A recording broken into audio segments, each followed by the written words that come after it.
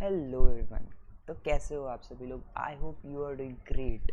और इस वीडियो में आपको क्या मिलने वाला है? CS professional strategy. Who am I am Mayur Maikar, CS executive all India rank 19 and CS professional cleared, यानी मेरा एकेडमिकली CS प्रोफेशनल क्लियर हो चुका है। तो इस वीडियो में I will be telling you about some of the strategies और कुछ क्वेश्चंस जो कि मुझे फ्रीक्वेंटली आए हैं। तो नंबर ऑफ ग्रुप्स कितने देने चाहिए, आर्टिकलशिप, और how to study CS professional में हमारा ऑलरेडी एक बार अटैम्प्ट हो चुका है या this is our first time, ये सारी चीज़ें इस वीडियो में क्लियर होगी। तो let's begin without a further review, ताकि आपका भी कम जाए और मेरा भी। यस। तो सबसे पहला क्वेश्चन है नंबर ऑफ ग्रुप्स और आर्टिकलशिप। ए पॉइंट यहाँ पे नोट डाउन कुछ नहीं कर रहे हो, जो ऑलरेडी है वही स्क्रीन पे है, तो आप आपके हिसाब से नोट डाउन कर सकते हैं पेन पेपर लेके। नंबर ऑफ ग्रुप्स कितने देने हैं और आर्टिकलशिप। तो इससे पहले ना नीचे एक क्वेश्चन मैंने थोड़ा सा ऊपर डालना चाहिए था, बट नीचे डाल दिया था कि ओल्ड सिलेबस ले या न्यू सिलेबस। वो आपकी चॉइस है, ओल्ड लेना है तो ओल्ड लो या न्यू लेना है तो न्यू लो। लेकिन अगर आपका भी एग्जीक्यूटिव क्लियर हुआ है तो आपके पास और कोई ऑप्शन नहीं, न्यू में ही होगे। ओल्ड वाले जो बंदे हैं उनके लिए बात आती है कि स्विच इन करे या नहीं, तो वो एक सवाल I will clear later on. तो नंबर ऑफ ग्रुप्स कितने देने चाहिए, it totally depends on you. अगर आप रैंक एक्सपेक्ट करते हैं या फिर आपका ऐसा है कि एक ही बार में एक साल में जितनी पढ़ाई करनी वो 2 ग्रुप या 3 ग्रुप जो भी हो हमें दे के क्लियर करना है, तो लेट्स टॉक कि नया सिलेबस है, इसमें 2 ग्रुप्स होने वाले। ग्रुप 1 4 सब्जेक्ट और दूसरे ग्रुप में 3 सब्जेक्ट्स होंगे, एक एक ऑप्शनल है। तो वो सारी चॉइस तो आपकी होगी कि आपको कौन सा सब्जेक्ट लेना है, ऑप्शनल में कौन सा चूज़ करना है, फिर ग्रुप 1 पहले देना है या दूसरा ग्रुप देना है। तो आपको ये देखना पड़ेगा कि do I have enough time कि मैं वो कर पाऊँ। अगर देखो आर्टिकलशिप साथ में करनी या न करनी वो चॉइस आपकी होती है, कि अगर आपको लगता है कि आर्टिकलशिप मुझे करनी है और एक ग्रुप देना है तो चलेगा, 2 ग्रुप देना है और आर्टिकलशिप करनी है तो that is a very tough job to do. ये मैं पहले ही आपको क्लियर करके रखता हूँ। तो आर्टिकलशिप कर रहे हो तो एक ही ग्रुप बेटर होगा, बिकॉज दोनों चीज़ें मैनेज करना इज़ नॉट ईजी टास्क। अगर आपको बहुत ही बड़ा चैलेंज लेना है तो you can do it, but otherwise I wouldn't suggest. तो आर्टिकलशिप करना या ना करना, अगर आप एक ही ग्रुप दे रहे हो और आपको लग रहा है कि यू कैन हैंडल आर्टिकलशिप और वो एक स्टडी, तो you should definitely go for articleship. लेकिन आर्टिकलशिप काउंट तभी होगी जब आपके EDP कंप्लीट होगा, 15 डेज ऑनलाइन EDP और 15 डेज फिजिकल EDP। ऑनलाइन वाला पहले करना पड़ता है, फिजिकल वाला बाद में। उसके बिना आपकी आर्टिकलशिप रजिस्टर नहीं होगी ICSI के पास में। Just a fair warning. तो आई होप ये पॉइंट क्लियर है। नंबर ऑफ ग्रुप 1 या 2। अगर आर्टिकलशिप नहीं कर रहे हो तो आई विल सजेस्ट, आपके पास टाइम है, आपके पास घर में कोई आपका दिमाग नहीं खा रहा है, आप पढ़ाई ठीक ठाक कर लेते हो, एग्जीक्यूटिव तो क्लियर ही हो चुके हो, ठीक ठाक क्या कर अच्छी करते हो, तो दोनों ग्रुप से दो, जो भी आपके हाथ में जितने हैं दे दो, बिकॉज यू हैव टाइम ना। दूसरी चीज़ें करने से अच्छा ये कर लो। बट अगर आप बिजी हो या फिर आर्टिकलशिप होती है आपकी तो एक ही ग्रुप दो। दैट्स इट समरी में। अभी पॉइंट बी पे आते हैं, जो मेन पॉइंट है, प्रिपरेशन फॉर एग्ज़ाम किस तरीके से होना चाहिए। अब फर्स्ट पॉइंट है ना, उसमें लिखा मैंने सिलेबस ओल्ड या न्यू, ये वाला लिस्ट।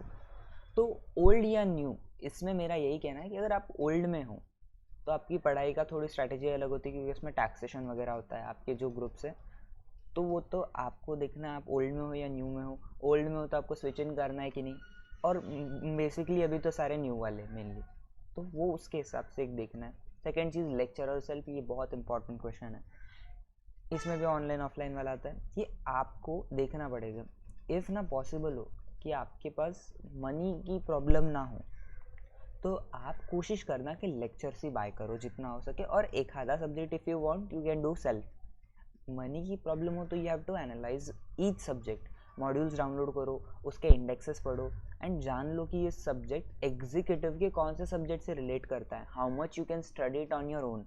फॉर एग्जाम्पल, अगर आप एग्जीक्यूटिव में SLCM यानी CMSL दोनों में से कोई भी अभी नए सिलेबस के हिसाब से सिक्योरिटीज लॉ सिंपल भाषा में पढ़ के आए हो, तो प्रोफेशनल में फंडिंग नाम का सब्जेक्ट है which is advance level of SLCM।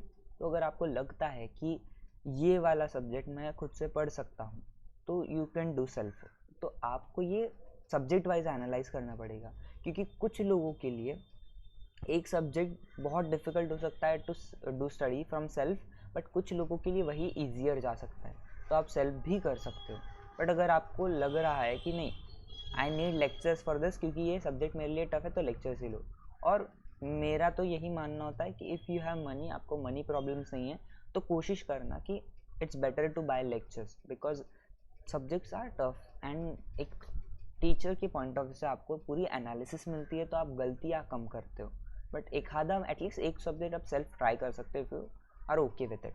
अब आप लेक्चर्स की बात चल रही है तो लेक्चर्स में आता है कि आपको ऑफलाइन कैसी क्लासेस में जाना है या ऑनलाइन, तो ये पूरा सब्जेक्टिव है।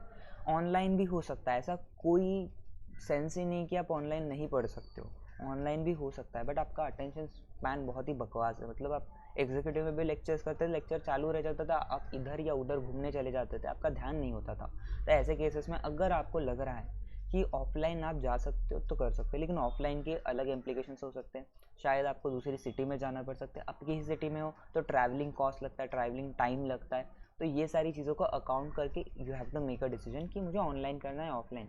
But from my point of view online is a preferable choice अगर आप दोनों ग्रुप साथ में देते हो, as an you are aiming for rank और या फिर एक ही बार में पूरा सिलेबस ख़त्म करना है, तो मेरे हिसाब से online is better. But if you want, आप आपके हिसाब से देखिए कि आपको नहीं, मुझे फिजिकली किसी एक टीचर से पढ़ना है, मेरे लिए फेस टू फेस वो मेंटर होना चाहिए, तो you can go for offline.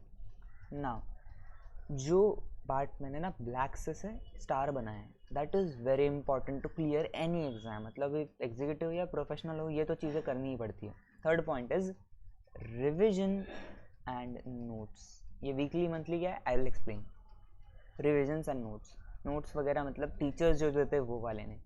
Notes are the ones that you make. आपको आपके हाथ से हैंड रिटन नोट्स बनाना इज़ मैंडेटरी। आप ये मत कहो कि मेरे पास टाइम नहीं, लेक्चर्स बहुत लंबे। यू ऑलवेज हैव टाइम, आपको निकालना पड़ेगा, बिकॉज हैंड रिटन नोट्स आपका टाइम 10x आपका बचाते हैं in terms of 1 day before exam revisions और 1 मंथ बिफोर एग्जाम रिविजन्स। वो आपको एक हैंडी आ जाते हैं, बहुत हेल्प करते हैं, आप ये सोच ही नहीं सकते कितनी। तो आपको हैंड रिटन नोट्स बनाने हैं, कैसे बनाने, क्या बनाना, that is up to you. आप सोचो कि मतलब आपके टीचर्स बना के देते होंगे तो वो तो ग्रेट है, मतलब वो तो आपको डायरेक्टली मिल ही रहे, तो वो आपने कॉपी करना है। बट अदरवाइज अगर टीचर नहीं भी देते तो you have to make it, जैसे चार्ट्स बनाओ, टेबल्स बनाओ, whatever, so just normal line by line बनाओ, बट यस कंसाइज करके, जस्ट कॉपी पेस्ट नहीं। तो आपको आपके हिसाब से नोट्स बनाने हैं। अगर आपको लग रहा है कि एक नोट्स बनाने पे वीडियो चाहिए तो you can drop the comments, मेरे पास जब भी टाइम होगा I will make a video about how to make notes. दूसरा पॉइंट आता है रिविजन। नोट्स बनाओगे तो ही रिविजन आपका बेटर होगा, बिकॉज आप जो नॉर्मल आपके प्रिंटेड नोट्स होते हैं ना, उससे रिवीजन के लिए टाइम ज़्यादा लगता है as compare to handwritten notes, because handwritten notes is something you have written, आपको पता है कौन सी चीज़ कहाँ पर है। तो हैंड रिटन नोट्स तो आपको कॉम्प्रिहेंसिव होने ही चाहिए, रिविजन्स उससे बेटर हो गया। रिविजन्स कैसे करने चाहिए, वीकली और मंथली करने चाहिए। वीकली एज इन हर 7 दिन में आपने जो भी हफ्ते भर में पढ़ा है एक बार बस ना handwritten notes, I am not even saying printed note, handwritten notes एक बार बस गो थ्रू कर लो, आपको दिमाग में याद रहेगा कौन सा टॉपिक पढ़ा है, उसमें क्या क्या इंट्रिकेसीज है। तो ये छोटी छोटी चीज़ें आपकी याद रही है। मंथली एक बार रिविजन करना है, जो अपने मंथ में पढ़ा है जितने चैप्टर्स है ना, एक बार मंथली एज इन ऐसा एक दिन में नहीं करना है, 2-3 दिन में थोड़ा डिवाइड करके कर लो, बट मंथली नहीं भी हुआ तो चलेगा, लेकिन वीकली रिविजन इज़ मैंडेटरी। और आपका सिलेबस जैसे जैसे होता रहे, आपको जैसे जैसे टाइम मिलता रहे, चैप्टर्स का रिवीजन करते रहो। कुछ टीचर से रिवीजन लेक्चर्स प्रोवाइड कर देते बीच बीच में, आप वो भी देख सकते हो, बट आपका खुद का रिवीजन भी है। अगर कोई टीचर दे भी रहा है revision lecture, that's not enough, वो तो करना है, उसके साथ में आपको खुद से रिवाइज करना है, बिकॉज पैसिव रिवीजन और एक्टिव रिवीजन होता है। आपको एक्टिव रिवीजन पे ज़्यादा ध्यान देना है रादर देन पैसिव रिवीजन। अब एक फोर्थ चीज़ है जो कि बतानी ही चाहिए, ऐसे प्रेपरेशन में डायरेक्टली नहीं आती लेकिन indirectly it matters a lot. Health, physical और मेंटल आपको बना के रखनी है अच्छे से। फिजिकली आप एक्टिव रहो, आई am not saying six pack वगैरह बनाओ, बॉडी बनाओ, that's not it. Physical health का मतलब है एक्टिव रहो। पढ़ाई के लिए बस एक जगह पे अगर आप कंटिन्यूस बैठे मत रहो, go to somewhere else sitting. अभी आप हॉल में बैठे हो, किचन में जाओ, अगर आप हॉस्टल में रहते हो तो आप अगर वहाँ पे टेरेस है तो कभी टेरेस पे जाओ। Don't sit at one place for hours, इससे आपकी हेल्थ ख़राब होगी, आपके मतलब जो लॉन्ग टर्म में प्रॉब्लम्स आएगी। फिर बस अगर आपको एग्ज़ाम्स वगैरह पास में तो बाहर का मत खाओ, दो थिंग्स। क्या आप हेल्थ को ध्यान में रखो, फिजिकल और मेंटल, आपका दिमाग सही जगह पे रखो। हर एक चीज़ का टेंशन वगैरह मत लो। अगर आपका ऑलरेडी बहुत अटेम्प्ट लग चुके हैं, आप कैसे वैसे एग्जीक्यूटिव से प्रोफेशनल में आए, फिर प्रोफेशनल में भी कितना ही टाइम लग रहा है, तो don't stress it, just relax रहो। जितना you take the stress less, आपकी पढ़ाई उतनी बेटर होती है। एक सब्जेक्ट होता है जिसकी वजह से आप बाकी सब्जेक्ट में डर बना के रखते हो, वो मत करना। नाउ ये एक छोटा सा पॉइंट था which just I have to give it to you कि आप याद रखो कि this could be a severe problems for your exam अगर आपने हेल्थ पे ध्यान नहीं दिया तो, because I put attention to health, आपको भी देना ही चाहिए। एक फिफ्थ पॉइंट है which is kind of necessary, familiarization with MCA, SEBI, stock exchange. Since you are an professional, executive से ज़्यादा प्रोफेशनल में ये चीज़ मैटर करती। आपका MCA, SEBI, ये जो वेबसाइट्स है, स्टॉक एक्सचेंज की वेबसाइट है, थोड़ा बहुत फैमिलराइजेशन होना चाहिए, कौन सी चीज़ कहाँ पे, where do you get amendment, ये पता होना चाहिए। जब आप ये DD वगैरह सब्जेक्ट पढ़ते हो, इट हेल्प्स देयर। आप ये पढ़ोगे अपना LODR इन फंडिंग, तो उसमें आपको मिलेगा कि ये आपको यहाँ पे डिस्क्लोजर देने पड़ते हैं, सेबी के यहाँ पे डिस्क्लोजर देने हैं, स्टॉक एक्सचेंज पे, कंपनी की वेबसाइट पे ये सब डिस्क्लोजर देने पड़ते हैं। तो जब आप फेमिलराइज होंगे इन वेबसाइट से तो आपको ये चीज़ें जल्दी याद होंगी, बिकॉज आप सिर्फ पढ़ोगे एक बुक से तो पता नहीं चलेगा, प्रैक्टिकली हो रही है वो चीज़ें कहाँ पर है, that is mapped in your brain, और वो आपको ज़्यादा काम आता है। और एक छोटा सा चीज़ मैंने नीचे लिखा, बेयर लॉज, यार कर लो यार डाउनलोड, जो बेयर लॉज है, मान लो फंडिंग ही पढ़ रहे हो तो ICDR LODR बड़े बड़े पार्ट्स में आते हैं, डाउनलोड द बेयर लॉज। आप CRI पढ़ रहे हो उसमें टेक ओवर का है, download the bare law, download करके रखो। जब भी आपको ना आप मॉड्यूल से पढ़ रहे हो या फिर किसी बुक से पढ़ रहे हो, आपको डाउट है कि यार ये पॉइंट मैंने ना एग्जीक्यूटिव में अलग पढ़ा था, अभी अलग है, तो ये क्या ICSI के जो सप्लीमेंट्स होते हैं सिर्फ उसके बेस पे मत रहो। अगर आपको कंफर्म करना है तो आप बेयर लॉ भी देख सकते हो जो रिसेंट में। Okay, that's one point. फिर उसके बाद में प्रैक्टिसिंग राइटिंग क्वेश्चन, यहाँ पे स्टार मार्क दिख रहा है नहीं, this is a deadly point. जब तक आप प्रैक्टिस नहीं करते हो राइटिंग क्वेश्चन, पहले देखो स्टार्टिंग में आपको नहीं जम रहा है, देख के लिखो एक दो बार, फिर ट्राई कि बिना देखे राइट इट, जो आपको टफ लग रहा है, इजी वाला भी लिखो, टफ भी लिखो। आई एम नॉट सेइंग कि रोज़ 5-5 क्वेश्चंस लिखो, रोज़ एक क्वेश्चंस लिख सकते हो, या फिर रोज़ पॉसिबल नहीं तो at the end of the week यानी संडेज़ को आपको क्या करना है कि हर एक चैप्टर के हिसाब से अपने कुछ क्वेश्चंस निकालने, अपने हिसाब से खुद बना लो यार क्वेश्चंस क्या होते हैं, इट्स इजी। आपने नोट्स बनाए तो नोट्स के बेसिस पे क्वेश्चंस बना सकते हो, लेकिन एक हेडिंग है तो right this this this this ऐसे क्वेश्चन बनाओ और उसका आंसर आप एक बार याद करो और फिर से बिना देखे पूरा लिखो, बिना देखे देखो ही मत, जितना याद आता है उतना लिखो, और देखो कि आर यू डूइंग सफिशेंटली, कि आपने इतना मेमोराइज किया तो उसका आंसर आप सफिशेंट लिख पा रहे हो कि नहीं। अगर नहीं तो फिर से रिविजन करो उस चीज़ों की, उस चैप्टर की। तो writing questions is the most important thing, and यही चीज़ ना आप टेस्ट सीरीज वगैरह में भी आएगी बाद में, बट वो तब की बात है जब एग्ज़ाम बहुत पास में। ओवरऑल अगर आपको करना है तो आपकी प्रैक्टिस रेगुलर होनी चाहिए राइटिंग क्वेश्चंस की, बिकॉज रेगुलर राइटिंग प्रैक्टिस की वजह से आपके दिमाग में एक फॉर्मेट होता है। और ये एक मेन इंपॉर्टेंट चीज़ कि आपका एक राइटिंग का फॉर्मेट होना चाहिए। क्वेश्चंस को बस भड़बड़ भड़बड़ मत लिखो, like try to write it in pointers. Pointers में भी लिखोगे तो पैराग्राफ्स में से बहुत लंबे लंबे मत करना, 3-4 लाइन से ज़्यादा का मत बनाओ अनलेस नेसेसरी, तो 3-4 लाइन्स में हो गया। कोशिश करो अगर पॉसिबल है हेडिंग लिखने की, एक साइड में से स्टार करके हेडिंग, फिर अंदर से 1 2 3 4 पॉइंट्स करके उसको लिखो, जैसे बुलेट पॉइंट्स होते हैं आप वर्ड डॉक्यूमेंट में उस तरीके से भी लिख सकते हो ताकि बेटर प्रेजेंटेशन लगे। तो दैट्स वन थिंग। ज़रूरत पड़े तो टेबल्स वेबल्स बनाओ, अगर लगा तो, नहीं तो डोंट मेक इट, इतना कुछ बहुत फ़र्क नहीं पड़ता है। बट आपको पता है डिस्टिंक्शन बिटवीन में कैसा होना चाहिए, यहाँ पे बेसिस, फिर बीच में जो पॉइंट है और राइट में पॉइंट है, उन दोनों का कंपैरिजन और उसका एक बेसिस। तो एक फॉर्मेट की प्रैक्टिस करो। वैसे तो टैक्स लोन है सिलेबस में है नहीं तो कुछ बताने की ज़रूरत नहीं है। And 7th point is having a routine for study. ये एक इम्पॉर्टेंट सी चीज़ है। अब ये बोलोगे ये क्या है यार, इतना रेगुलर सी चीज़ें बता रहे हो, लाइक हेल्थ एंड ये ऐसी चीज़ें हैं ना कि बतानी पड़ती है, even though you don't follow, because ये चीज़ें आपको लॉन्ग टर्म में प्रॉब्लम आती है। 3 महीने के बाद में आप जब देखोगे तो आप रियलाइज़ करोगे कि this is where you messed up. आपका रूटीन होना चाहिए, मतलब आपका एक टाइम फिक्स होना चाहिए। अगर आपको आपको खेलने जाना है, आपको कुछ भी टाइम पास करना है, तो उसका एक अलग से टाइम सेट करके रखो। जब study time should be followed mandatorily, time कि मैं इतने बजे उठूँगा, यहाँ से मैं ये स्टार्ट करूँगा, मेरी हेल्थ एक्सरसाइज का जो करना होगा वो इतने टाइम पे ख़त्म करके तब मैं पढ़ाई पे बैठूँगा, और मैं बैठ के ही रहूँगा एनी हाउ। तो वो टाइम एक रूटीन होना चाहिए आपके दिन का। जब रूटीन हो तो आपको प्रॉब्लम्स कम आएगी।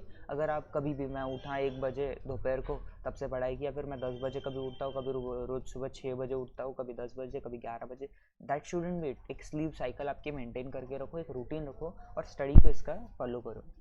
आई नो कि कुछ लोगों को एज इन फीमेल्स अगर होते हैं उनको घर में काम करना पड़ता है, but still try to maintain your routine, okay. और लास्टली सी पॉइंट जो हमारा है, आफ्टर कंप्लीशन ऑफ सिलेबस, एक बार आपने सिलेबस कंप्लीट किया, ये तो ऊपर था कि आपको सिलेबस कैसे कंप्लीट करना है, उसको रिविजन कैसे करना है, एक लॉन्ग टर्म आपको ऑफकोर्स 1 साल देना पड़ता है, 6 महीने देने पड़ते हैं, तो उसके हिसाब से आफ्टर कंप्लीशन ऑफ सिलेबस कैसे करना है। सबसे पहली चीज़ मैंने वहाँ पे फिर से स्टार्ट किया है, plan for a detail revision and summary revision. ये क्या होता है कि आपने सिलेबस एक बार पढ़ लिया, उसको बहुत टाइम लगता है, एक चैप्टर को बहुत दिन लगते हैं, like sometimes it may even take 10 days to complete a chapter, but ये आप ये टाइम पे नहीं कर सकते, आपको 1 महीना 2 महीने जितने दिन हैं, तो लेट्स अज्यूम कि 2 महीने आपके पास एग्ज़ाम की डिटेल रिविजन के लिए, तो आपको डिटेल रिविजन तो करना ही है कि एकदम 3-4 दिन में वो चैप्टर खत्म होना चाहिए, एट मैक्स 3-4 दिन। और आपको ना इस बार प्रिंटेड नोट्स जो होंगे, प्रिंटेड मैं से बोलता हूँ जो टाइप रिटन नोट्स होते हैं जो आपको टीचर से मिलते हैं या फिर ICSI का मॉड्यूल हो सकता है, उसको मैं प्रिंटेड नोट्स बोलता हूँ, तो आप वो यूज़ कर सकते हो। लाइक वो नोट्स यूज़ करोगे, उससे पढ़ोगे तो आपको पता चलेगा कि लैंग्वेज आपकी किस तरीके से होनी चाहिए आंसर की। और मैंने साइड में लिखा है समरी रिवीजन, तो 6 दिन आपको डिटेल रिवीजन करनी है, और जो डिटेल रिवीजन की आपने नोट से पढ़ा है उसी कंटेंट को आपको 7th डे पे फिर से हैंड रिटन नोट से रिवाइज करना है। वो बहुत जल्दी हो जाएगा और आपको संडे को ना ज़्यादा स्ट्रेस भी नहीं होगा, संडे को ब्रेक भी मिल जाएगा, जल्दी जल्दी हफ्ते का रिवीजन कर रहे हो तो आपको डबल याद रहेगा। फिर next 6 days detail revision then summary revision, ये आपकी स्ट्रैटेजी मेरे हिसाब से होनी चाहिए। If you don't want to do this way, आप डिटेल रिवीजन पूरा करो फिर समरी रिवीजन करो, you can do it, but मैंने जिस तरीके से किया था और जो मेरे लिए इफेक्टिव था, आई जस्ट टोल्ड यू। ये एक चीज़ होगी कि आपको डिटेल रिवीजन करना, और समरी रिवीजन्स में आपको शायद कभी ना कभी एक आधी मिस्टेक मिल जाए कि आप नोट से पढ़ रहे हो डिटेल वाले अपने प्रिंटेड नोट्स, और पता चले मैंने वहाँ पे टाइमलाइन गलत लिख दिया, फिर मेरा इंटरप्रिटेशन गलत था, तो मेक चेंजेस और अकॉर्डिंगली आप रिवाइज करो। होता है, मेरे से भी हुआ था कि हैंड राइटिंग नोट्स में छोटी मोटी गलतियाँ मिल जाती है, बिकॉज थके हुए होते हैं नोट्स बनाते, गलत इंटरप्रिटेशन हो सकता है। Okay fine, this part is also clear. Next point is test series, क्या लगानी चाहिए नहीं लगानी चाहिए। भाई सुनो बहन सुनो, पैसे है तो लगाओ, मत आनाकानी करो, टेस्ट सीरीज लगा लो, जो सब्जेक्ट आपको डिफिकल्ट लगता है वहाँ पे लगाओ, या सबको लगा नहीं सबको लगा, आपकी मर्जी। If you don't have money problems तो गो फॉर इट यार, क्या करना है, क्यों अपने अटेम्प्ट को दाव पे लगा रहे, कर लो जॉइंट टेस्ट सीरीज। देख मैंने इस बार मतलब सेकंड अटेम्प्ट के टाइम पे नहीं की थी, फर्स्ट टाइम लगाई थी बस एक सब्जेक्ट के लिए, बस फंडिंग करके था, तो क्योंकि जो मैंने क्लासेस परचेस की उनके थ्रू मिल रहा था, तो आई जस्ट जॉइंड इट। तो इट्स नॉट दैट कि लगाने से बहुत कुछ सब्सटैंशियल चेंज होगा इट डिपेंड्स ऑन यू कि आप उस तरीके से उसको फॉलो कर रहे हो कि नहीं टेस्ट सीरीज को। तो सब्सटैंशियल चेंजेस भी हो सकता है, लाइक आपकी प्रैक्टिस हो सकती है। सब्सटैंशियल चेंजेस कब नहीं होंगे, जब इवन विदाउट टेस्ट सीरीज आप कर रहे हो क्वेश्चंस की प्रैक्टिस, तब वो सब फ़र्क नहीं पड़ेगा। बट अगर आपको लग रहा है कि ये सब रिविजन्स वगैरह में टेस्ट सीरीज में खुद के क्वेश्चंस क्या बनाऊँ, खुद की प्रैक्टिस क्या करूँ, तो टेस्ट सीरीज ज्वाइन करो, आपके लिए फ़ायदा होगा। अगर पैसे की प्रॉब्लम वगैरह है तो कुछ एक काम करना, जो सब्जेक्ट का बहुत डिफ़िकल्ट लगता है कि जिससे आपकी खुद की स्टडी सही से नहीं हो रही है, उसकी टेस्ट की प्रैक्टिस करनी है, तो जॉइन द टेस्ट सीरीज़, वहाँ से आपको सही से रिमार्क्स मिलते हैं कि ये चेंजेस करो वो चेंजेस करो। एंड अगर अच्छे मार्क्स आए ना, कॉन्फिडेंस ना, प्री एग्ज़ाम कॉन्फिडेंस मिल जाता है कि अगर मैंने टेस्ट सीरीज़ में अच्छा किया है ना, तो शायद एग्ज़ाम में भी मैं फोड़ दूंगा। That is one important thing. Okay I hope test series वाला पॉइंट क्लियर है। 1 day before exam revision third point है, इसका ये मतलब होता है 1 day बिफोर एग्जाम रिविजन मतलब क्या, समझ गए ना, एक दिन पहले पढ़ना और क्या। तो क्या इस बात को मैं यहाँ पे क्यों लिखा है, सिंपली अगर आपने हैंड रिटन नोट्स बनाए हैं तो आपका ये एकदम स्मूथली सेल करता है, आप 100% सिलेबस को ऑलमोस्ट रिवाइज कर सकते हो जितना भी आपने नोट्स में लिखा है। हाँ ऑफकोर्स ICSI का जो अमेंडमेंट्स की सप्लीमेंट शीट है वो प्रिंटेड से पढ़ना पड़ सकता है, कोई एक्स्ट्रा कंटेंट अगर है आपके टीचर्स ने दिया है, जैसे कि हो सकता है आप IBC पढ़ रहे हो, IBC में आपको कोई तो भी जो होता है ना केस लॉ की लिस्ट वगैरह वॉट एवर, वो अलग से दी हो सकती है एक्स्ट्रा, वो पढ़नी पड़ सकती है, दैट इज़ सेट असाइड। मैं सिर्फ बोल रहा हूँ main content of your book, वो अगर आपने हैंड रिटन नोट से लिख के रखा है ना, तो वो जल्दी से रिवाइज होता है, बेटर वे से रिवाइज होता है, और आपको ना 100% सिलेबस कंप्लीट होने के बाद एग्जाम का डर कम होता है एज़ कम्पेयर टू 60% 70% ही किया मेन पॉइंट्स। 100% करो, you have more confidence and pass होने के चांसेस बहुत बढ़ते हैं भाई। और ड्यूरिंग एंड आफ्टर एग्जाम्स बस एक छोटी सी चीज़ है, ड्यूरिंग एग्जाम्स कुछ भी हो जाए, पेपर कितना भी गंदा है, don't panic too much. 10 minute का पैनिक हुआ बस, उसके बाद नहीं, मेरे अटेम्प्ट में जून 23 के MCS का paper out of the syllabus आया था, still almost I got exemption, 57 या 58 आए मेरे। You understand, full out of syllabus paper, 10 minute में भी पैनिक कर गया क्या हो रहा है। तो ऑफकोर्स हर कोई पैनिक कर गया था वहाँ पे, but what is more important is कि how you recover yourself and complete it. तो 100% पेपर तो अटेम्प्ट करना ही। अरे देखो 100% शायद 100 मार्क्स का ना हो, लेकिन 90 मार्क्स 95 मार्क्स कोशिश तो करो यार। आप ये मत सोचो कि मैं 60 मार्क्स 70 मार्क्स का लिखूंगा लेकिन क्या पेपर लिखूंगा। इट डजेंट मैटर, आपको लिखना है 100 मार्क्स का। जो आता है उसको बेस्ट वे से अटेम्प्ट करो, बट जो नहीं आता है उसको भी अटेम्प्ट करो। एक एक मार्क्स वैल्यूएबल है, एक एक मार्क्स से अटेम्प्ट किसी के निकल जाते हैं। आई हैव सीन अभी के रिजल्ट में भी 149 पे अटके। एक मार्क्स, अगर सोचो उन्होंने एक एक्स्ट्रा क्वेश्चन लिख दिया होता और कुछ भी लॉजिक बन के उसका एक भी मार्क्स मिल जाता ना, अटेम्प्ट बच गया होता। अब आप बोलते नहीं वेरिफिकेशन का डाल सकते, वेरिफिकेशन से हर बार नहीं बढ़ते। कि मैंने 7 पेपर डाले थे वेरिफिकेशन में, एक भी मार्क्स नहीं बढ़ाया उन्होंने, क्योंकि वो रीचेकिंग नहीं करते, बस टोटलिंग एरर्स देखते। अगर रीचेकिंग करते तो मेरे भी बढ़ जाते थे तब। तो दैट्स वन थिंग। फिर आफ्टर एग्ज़ाम्स, बस भाई मैं एक छोटी सी चीज़ बोलूँगा, आफ्टर एग्ज़ाम ना भूल जाओ तुम्हारे पेपर थे, टेंशन मत लो। जब तक 25 अगस्त या 25 फरवरी आता नहीं ना, do not even think about कि आपकी एग्ज़ाम्स हो गई, उसका रिजल्ट क्या आएगा। Don't even check papers. देखो 2 महीने टेंशन लेके जीने से अच्छा है 2 महीने कुछ प्रोडक्टिव करो ना, कुछ नई चीज़, पर्सनल डेवलपमेंट करो अपने आप में। आपको कम्युनिकेशन में प्रॉब्लम है, कम्युनिकेशन करो, कहीं पे जाके काम करो। अगर लगा है आपको पैसे कमाने तो एज इन फर्म में या फिर किसी कंपनी में अगर आपको चाहिए, प्रैक्टिकल एक्सपोजर चाहिए, वो करो। डू समथिंग, बुक रीडिंग करो, या फिर अगर आपको मस्ती है ही कि आपको ये सब चीज़ें दिमाग में आ रही हैं, तो जो सिलेबस है ना उसका फिर से रिवीजन शुरू करो। क्योंकि इवन दो आपका एग्ज़ाम हो चुका है, उसका थोड़ा बहुत रिवीजन करने से कोई बुरी बात नहीं ना, आपको बस याद रहेगी, वो चीज़ें काम आएगी। जिससे या फिर अगर वो नहीं तो आप कंपनी लाइफ पढ़ो, LODR पढ़ो, जिस फील्ड में आपको आगे बढ़ना है करो। बट एग्ज़ाम का टेंशन मत लो, अनलेस एग्ज़ाम के रिजल्ट का दिन आ चुका है तब ले लो, टेंशन लेना है तो, बट उससे पहले ना लो। बिकॉज मेरी वही स्ट्रैटेजी पे, और एग्ज़ाम के दिन लेट तक सोया करो, ताकि लेट उठोगे तो टेंशन लेट शुरू होगा। गंदी एडवाइस है बट इफेक्टिव है। चलो कुछ FAQs, फ्रीक्वेंटली आस्क्ड क्वेश्चन, जो मुझे पूछे गए थे, मैं जल्दी बता देता हूँ। फर्स्ट वाला question, strategy for old syllabus group 2। New syllabus वालों के लिए रिलेवेंट नहीं है तो स्किप कर सकते हैं। ओल्ड सिलेबस ग्रुप 2 की स्ट्रैटेजी, 3 सब्जेक्ट हैं, DD, RCD और CRI। CRI सबसे वास्ट है, फिर DD बहुत ही से जनरल में थोड़ा पढ़ता है, थोड़ा प्रोविजंस में पढ़ता है, एक आता है RCD प्रोविजन में ज़्यादा पढ़ता है। तो इन तीनों के लिए कैसा है ना, जो ऊपर बोला था ना, नोट्स वगैरह बनाओ, ये प्रैक्टिस करो, ये तो मैंडेटरी है। जब ग्रुप 2 के लिए पढ़ते हो तो आपको ना ग्रुप 3 और ग्रुप 1 के जो अमेंडमेंट्स है उसके साथ थोड़ा रेलेवेंट रहो, क्योंकि एक आधी बार ना वो DD में दूसरे सिलेबस के अमेंडमेंट पूछ लेते हैं एक आधी बार, तो यू कैन डू दैट। फिर उसके अलावा स्पेसिफिक जल्दी से बता देता हूँ। DD में आपको कंटेंट भी बड़ा लिखना पड़ता है, बस आप शॉर्ट में लिख के ये मज़े नहीं कर सकते। मेरा एग्जाम्शन आया था DD में अभी, तो DD में कैसा है ना, आपको लिखना है एकदम ऐसे सिस्टमैटिक, आपको पॉइंट टू पॉइंट पे लिखना है, लेकिन कंटेंट थोड़ा बड़ा भी लिखने की कोशिश करो। ऐड एडिशनल पॉइंट्स थोड़ा लगने दो, बल्कि आंसर्स थोड़े से, आई एम नॉट सेइंग बहुत, थोड़े एक्स्ट्रा से लगने चाहिए, ताकि ना वो 3 मार्क्स जब देता है ना तो उसको थोड़ा लगना चाहिए कि 4 देने चाहिए। तो ऐसे केसेस के लिए वो करो DD में।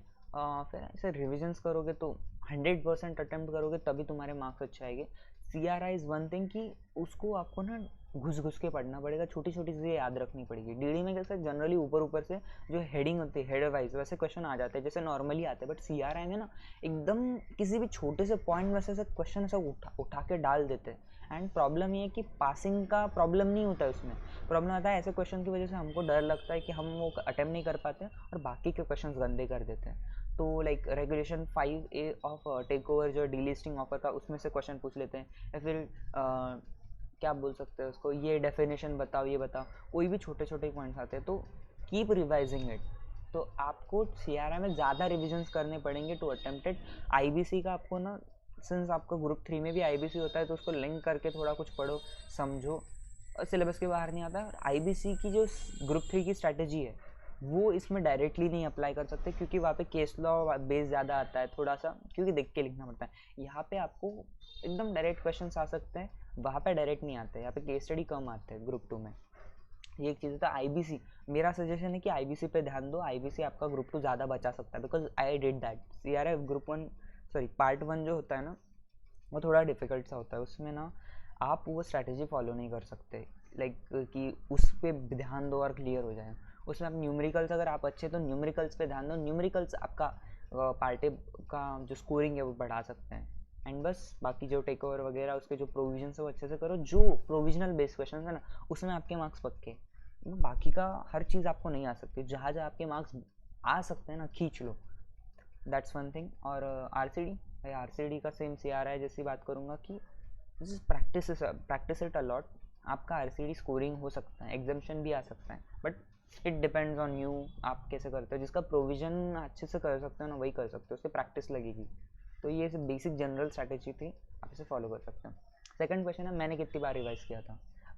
फर्स्ट अटैम्प्ट के टाइम में आई डिड 6 टाइम्स रिवीजन। अब बोल रहे हो 6 टाइम्स बहुत नहीं लग रहा है क्या? नहीं, बहुत नहीं है। वही है कि हैंड रिटन नोट से पढ़ने में ज़्यादा टाइम नहीं लगता 6 बार। सेकंड अटैम्प्ट में भी I did 5 to 6 times revision, तो रिविजन्स का इतना होगा। And important topics of subject is depending on you, कि आपको देखना पड़ेगा कि इंपॉर्टेंट टॉपिक्स कौन से हैं। अब ऐसा होता है कि एग्ज़ाम के हिसाब से भी चेंज हो सकता है, तो आपने खुद से एनालाइज करना है। आपको मिलता है ना कि कहीं ना कहीं आपको मार्क्स के अलोकेशन मिलते हैं, हर एग्ज़ाम वाइज उतने इतने मार्क्स आए, कहीं ना कहीं वो क्या कहते हैं स्कैनर्स में मिलते हैं उसे। तो आप उसके हिसाब से खुद से बनाओ, यूट्यूब पे वीडियोस मिलते हैं, उसके हिसाब से आप डिटरमाइन करो। फिर आपको जो पता चलता है उसके हिसाब से आप, मतलब सब्जेक्ट एग्ज़ाम वाइज भी हो सकता है, तो आप या फिर किसी कोई पर्टिकुलर क्लासेस होते हैं वो भी अपने हिसाब से निकालते हैं, तो फाइंड आउट दैट एंड वो यूज़ करो rather than asking me. Because अब मेरा तो वो सब्जेक्ट हो चुका है ना, मैं थोड़ा ना उस सब्जेक्ट को बार बार देखता हूँ, तो वो मैं नहीं बता सकता, वो आपको खुद से देखना पड़ेगा। स्विच और नॉट, ये बहुत सब्जेक्टिव डिसीजन है। लेकिन अगर आपके ज़्यादा ग्रुप बाकी है देना, मतलब कम आपका क्लियर, एक भी ग्रुप क्लियर नहीं हुआ या फिर एक ग्रुप क्लियर हुआ है, 2 बाकी है और आपको कुछ एग्जाम्शंस वगैरह मिल सकते हैं, तो और आपको लग रहा है कि जो बचे हुए सब्जेक्ट है वो आपको डिफ़िकल्ट हो गया अटैम्प्ट करने के लिए। लाइक मेरे एक फ्रेंड थे जिनके तीनों ग्रुप बाकी थे, एक ग्रुप अटैम्प्ट नहीं हुआ था, तो आई सजेस्टेड देम कि स्विच करो। एक और फ्रेंड है जिसका टैक्स की वजह से अटक रहा था बीच बीच में, और टैक्स की वजह से ना उनके दिमाग में एक डर बैठ गया था, बाकी सब्जेक्ट्स का भी ऐसा हो नहीं रहा था, एक ही ग्रुप अटक रहा था। तो बाकी सब्जेक्ट्स में एग्जाम्शन मिल रहा था, 3 ही सब्जेक्ट और देने, तो स्विचिंग का मैंने उधर भी सजेस्ट कर दिया। तो आपको ये देखना पड़ेगा कि what is more beneficial to you, you have to read कि स्विच के लिए क्या क्या एग्जाम्शंस कहाँ पे मिलते हैं, कितनी कॉस्ट लगेगी, whatever you have to just find out from that ICSI की वेबसाइट, एनालाइज इट कि which one should be beneficial. Switch करना भी बेनिफिशियल हो सकता है, ना करना भी बेनिफिशियल हो सकता है, depending on the person. What optional subject to choose, वो देखना पड़ेगा आपको। यूट्यूब पे there are videos about optional subject की डिटेल्स में कि इसमें कंटेंट क्या है, उसमें कंटेंट क्या है। You should watch that and then decide. And finally facing multiple attempt, what to do. कुछ नहीं भाई, टेंशन मत लो। वॉट एवर आई सेड कि after exams how you should be, like do not worry about it, keep your mind fresh, वही करो।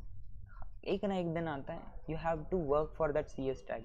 तो I never expected कि मुझे अटेम्प्ट लगेगा फर्स्ट टाइम। वो जून 23 में जो भी पेपर चेकिंग एरर्स हुए थे, दोज थिंग्स हैपेंड एंड मेरा अटेम्प्ट भी लग गया, तो शॉक होता है। बट मैंने ये सब नहीं चीज़ें की, अभी अटेम्प्ट लग गया, आप कैसे करूँ वॉट एवर। यार पर्सनल डेवलपमेंट पे ध्यान दो, दूसरी चीज़ें देखो, एक्सप्लोर थिंग्स।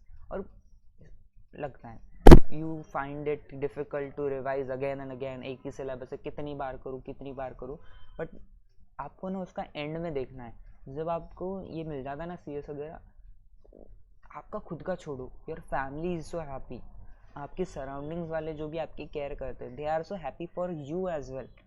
तो वो एक रीज़न है। आपको ये नहीं देखना है कि अब भी मुझे क्या सफ़र करना पड़ रहा है, या आप तो सी कि लेटर ऑन मेरे को उससे क्या बेनिफिट मिल रहा है। ओके, आई होप आपको ये वीडियो बेनिफिशियल लगा होगा एंड आप इससे कुछ एक अच्छा आउटकम लेके जा सकते हैं, एंड आपका अटेम्प्ट इसकी वजह से थोड़ा बहुत इम्प्रूव हो जाए, आप शायद निकाल ही लो, तो उतने में खुशी होगी। तो thank you for watching the video. मिलते हैं अगले लेक्चर में।